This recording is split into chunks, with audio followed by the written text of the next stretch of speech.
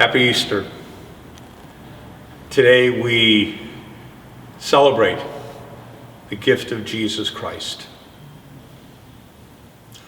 For the gospel today, I want you not to think about where you are right now. Instead, I want you to imagine you're in a small room and the year is 70. That's right, almost 2,000 years ago. And in that small room, there are a group of you who are Christians. And one person opens the scroll and says, I want to read what our friend Mark wrote. And the person starts to read today's gospel. And the person said, the angel said, you're looking for Jesus who was crucified.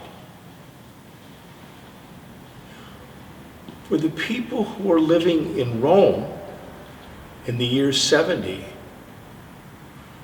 that was important because that time the Roman soldiers and government were trying to arrest the followers of Jesus.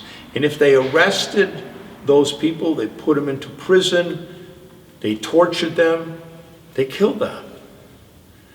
And so when people heard that phrase, Jesus who was crucified, people felt, same as me. And then the angel said, but Jesus is risen. If you think about our history, 2,000 years of history of our Catholic faith, how many people suffered just like Jesus suffered, but in that reading found hope. Think about our own country. Hundreds and hundreds of years that people who were African American were slaves. No chance to be free. But they heard that reading from the gospel, Jesus who was crucified. And those people thought, same. Right now in our world, how many people live in China and Russia, the Middle East, Central, South America, right now, still suffering because of their faith in Jesus Christ. But in Jesus, hearing that phrase again, you're looking for Jesus who was crucified. He's raised up. And that's the message of Easter. We celebrate the resurrection of Jesus Christ who died. But we also celebrate our resurrection. And no matter what happens in this world, no matter the suffering, we have this hope, this wonderful hope and trust in that promise. Not everlasting death,